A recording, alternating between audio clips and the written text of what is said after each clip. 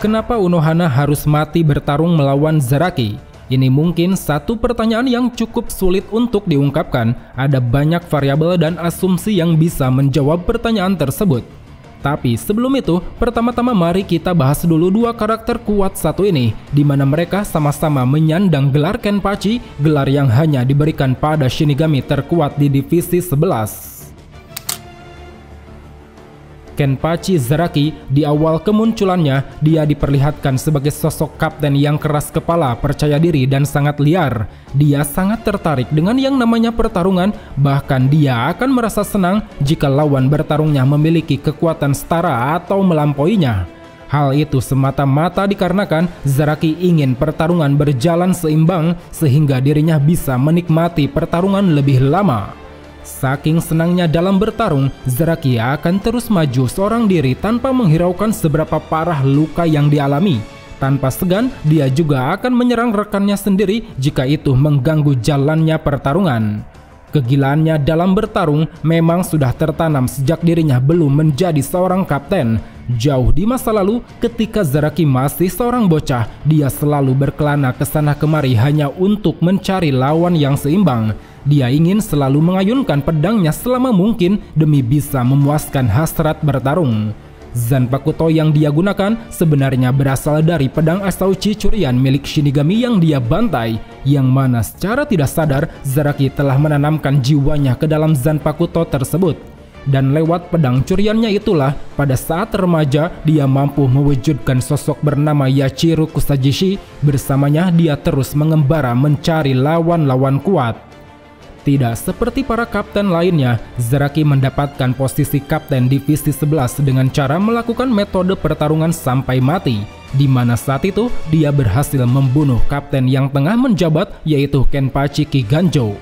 Selama Zaraki menjabat, sosoknya ini telah diakui bahkan disegani oleh para kapten lain. Dia memiliki kekuatan spiritual yang terlampau sangat besar, bahkan Sentral 46 sampai memaksa Zaraki untuk memakai segel penutup mata sekaligus melarangnya untuk diajarkan ilmu berpedang.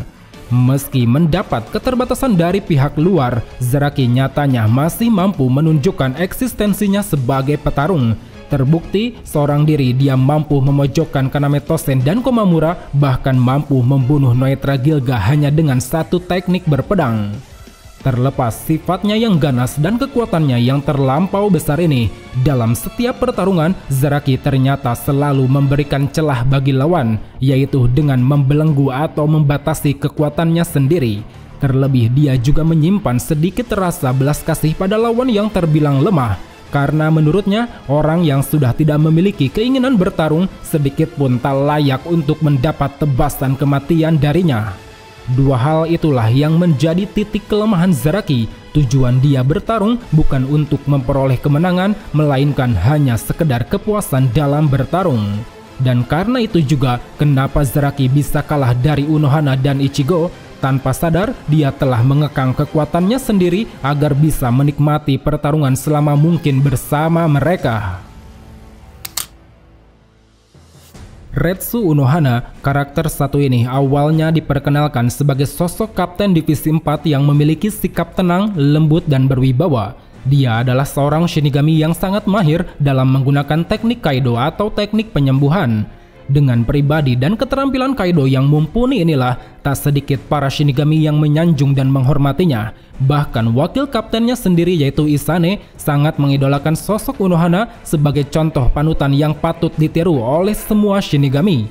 Namun siapa sangka di balik semua sikapnya itu, Unohana dulunya dikenal sebagai kriminal terkeji di Soul Society. Dia adalah kapten divisi 11 Gotei 13 generasi pertama sekaligus penyandang gelar Kenpachi pertama.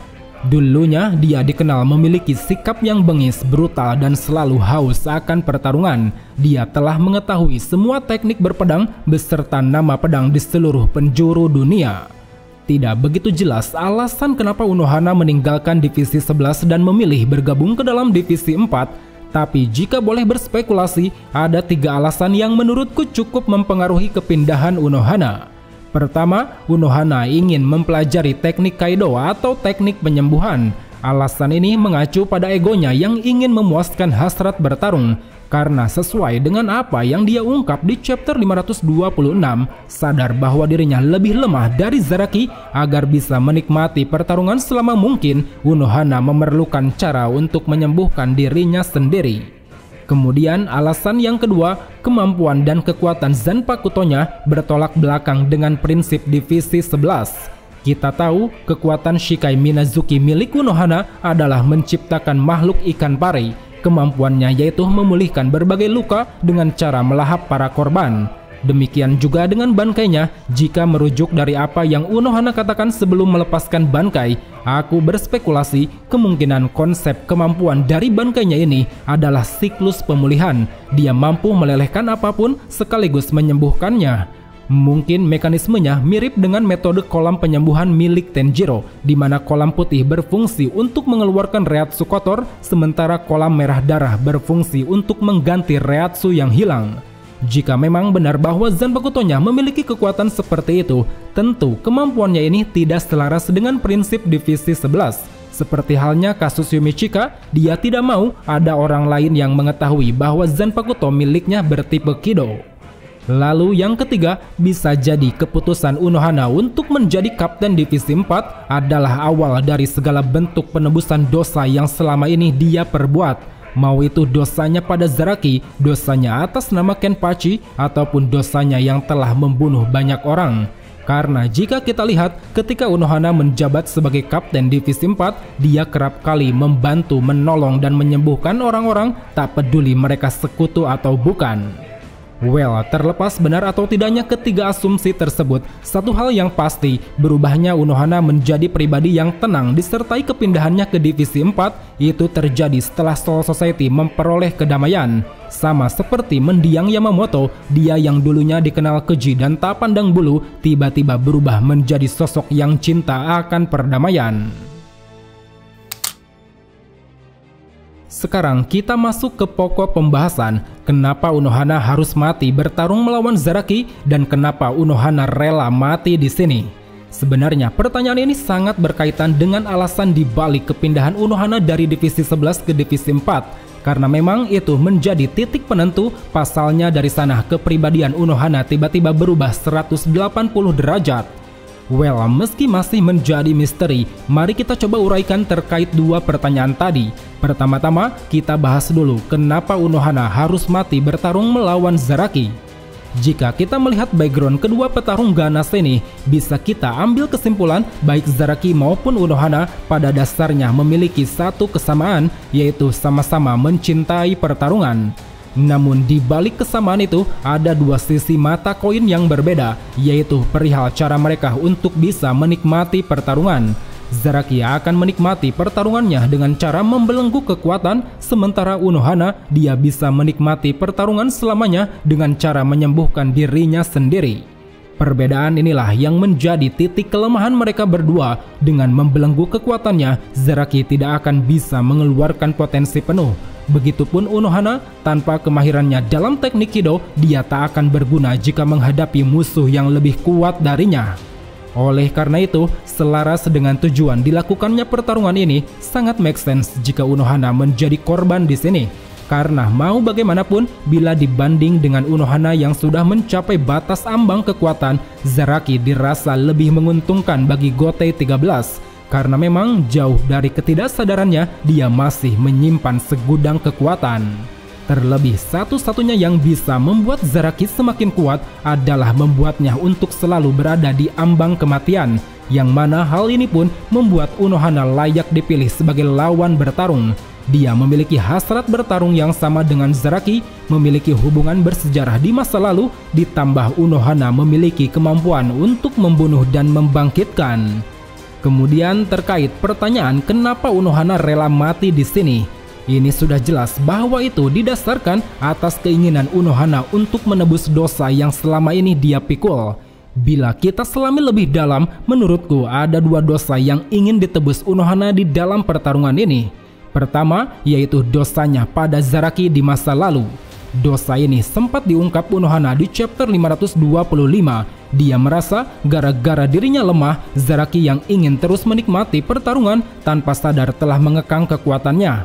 Yang mana hal ini pun mengakibatkan Zaraki secara bertahap menjadi pribadi yang selalu membelenggu kekuatannya sendiri. Andai saja di masa itu Unohana lebih kuat atau telah menguasai teknik Kaido, mungkin Zaraki akan bisa terus bertambah kuat, bahkan bisa mengalahkannya. Kemudian dosa yang kedua yaitu warisan atas nama Kenpachi. Merujuk dari apa yang dia katakan di penghujung hayatnya, Unohana meyakini bahwa hanya ada satu Kenpachi di setiap era. Ketika orang kuat bertemu dengan orang kuat lainnya, ada dua hal yang harus dipilih, yaitu membunuh atau membangkitkan orang kuat lainnya. Nah, jika Unohana meyakini hal itu, kenapa ada Kenpachi lain seperti Kuroyashiki, Azashiro, ataupun Kiganjo? Bukankah sangat aneh jika gelar Kenpachi memang sesakral itu, kenapa bisa mereka mendapatkannya, bahkan di antaranya masih ada yang hidup? Dari sana aku pun menduga apa mungkin dengan kepindahannya ke Divisi 4, Unohana merasa berdosa karena telah membuang nama Kenpachi begitu saja. Tanpa membangkitkan Kenpachi lainnya, dia seolah melupakan dan menghilangkan esensi nama Kenpachi itu sendiri. Maka dari itu, sebagai bentuk penebusan dosa untuk mengembalikan marwah gelar Kenpachi, Unohana pun rela mati demi membangkitkan Kenpachi yang sebenarnya. Terbukti, sesaat Unohana mati tertusuk, Zaraki akhirnya bisa melampaui batas kekuatan sekaligus mendengar suara Zanpakutonya. Well teman-teman, berdasarkan dua dosa tersebutlah sangat masuk akal jika Unohana rela mati di pertarungan ini. Selain demi membantu Gotei 13 untuk menghadapi bangsa Quincy, dia juga ingin menebus kesalahannya di masa lalu, yaitu dosanya pada Zaraki dan dosanya atas nama Kenpachi. Mungkin cukup sampai di sini saja untuk ulasan di video kali ini. Perlu dicatat, semua yang kuutarakan di sini hanya sekedar opini pribadi. Jika ada yang salah atau ada yang ingin kalian tambahkan, silahkan tulis di kolom komentar. So, sampai jumpa di video selanjutnya. Salam Bleach Lovers.